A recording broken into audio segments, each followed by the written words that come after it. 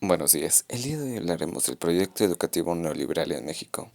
Hablaremos un poco de qué es, qué presidentes estuvieron involucrados y qué ocasiona. Pero para entender esto hay que poner un ejemplo claro. Imagina que tú compras un producto, algo que te agrade, como un helado delicioso, o incluso algo más bonito, como un vestido que llevas esperando tanto comprar. O algo un poco más caro, como un auto nuevo. Todas esas cosas las tuvimos que pagar, no es gratis. Pero imagines que te cobraran por algo que es gratis como un derecho, como el derecho a la educación. Bueno, ahí es cuando entra el neoliberalismo en la educación. ¿Y qué es exactamente el neoliberalismo educativo?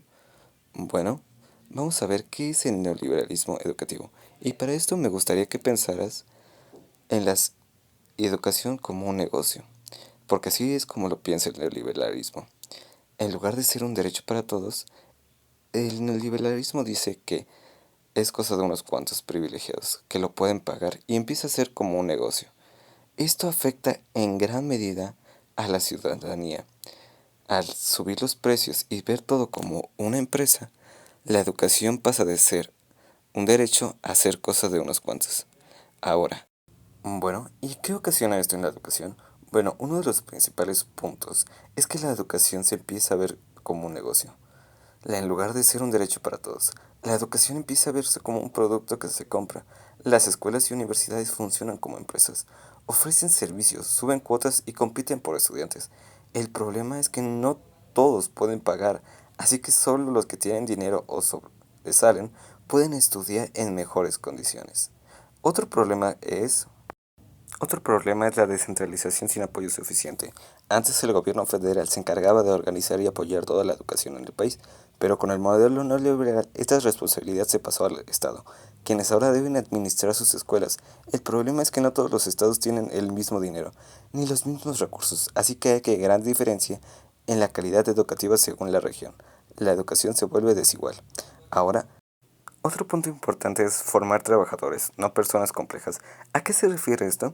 Bueno, en este modelo la educación se enfoca en preparar a los estudiantes para conseguir un empleo, no en ayudarlos a desarrollar pensamiento crítico, valores, creatividad o participación social.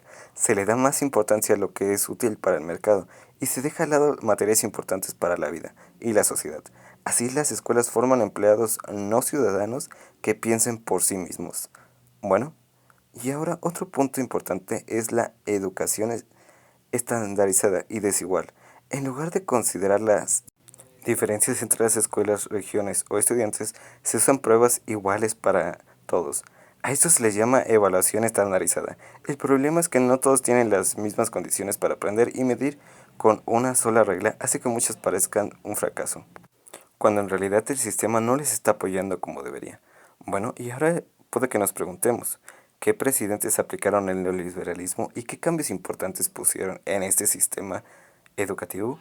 Bueno, algunos presidentes que formaron parte de este proceso del neoliberalismo fueron Miguel de la Madrid, Carlos Salinas de Gortari y Vicente Fox. Todos ellos aportaron algo al neoliberalismo y a continuación veremos un poco más de lo que hizo cada uno de ellos, empezando por Miguel de la Madrid. Él fue el primero que empezó con la idea del neoliberalismo en México. En su gobierno se comenzó a hablar de recortes de gasto público, incluyendo educación. Aunque no hizo tantos cambios directos en las escuelas, sí abrió el camino para que después se tratara a la educación como un gasto, no como una inversión. El segundo fue Carlos Salinas de Gortari. Con el modelo neoliberal se aplicó más fuerte. Firmó Teclan, lo que metió a México de lleno en el mercado global. En la educación redujo el dinero que el gobierno daba a las universidades públicas. También promovió que fueran autónomas, es decir, se administraran solas. Pero eso significó que ya no recibían tanto apoyo. Así que muchas escuelas comenzaron a comprar más o buscar sus propios recursos. Otro presidente del cual se tiene registro del neoliberalismo fue Vicente Fox. Fox habla de aumentar la cobertura educativa, es decir, que más personas pudieran estudiar. Pero la mayoría de esta expansión fue en escuelas privadas. Las universidades privadas crecieron mucho en su sexenio, pero eso también significa que solo podían estudiar quien pudiera pagar la educación. Y es que la educación se empezó a ver más como un negocio que como un derecho. Bueno, y ahora puede que te preguntes, ¿quién gana y quién pierde con este modelo? Bueno, con este modelo neoliberal los que ganan son los dueños de escuelas privadas, las grandes editoriales que venden libros y exámenes, y algunas empresas que ven la educación como negocios. ¿Y quién pierde? Pierden los estudiantes de bajos recursos, pierden los maestros que trabajan en condiciones difíciles, y pierde el país porque limita el acceso a la educación crítica y libre. Bueno, y ahora, ¿qué opina acerca de esto? Bueno, en mi opinión, yo pienso que la educación no debe de verse de cuánto dinero tengas o qué también te va en un examen. Todos y todas deberíamos tener derecho a equivocarnos, a crecer.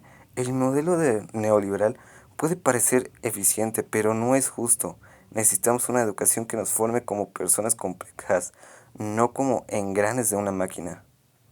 Bueno, y esta fue mi opinión y mi video acerca de qué es el neoliberalismo educativo. Muchas gracias.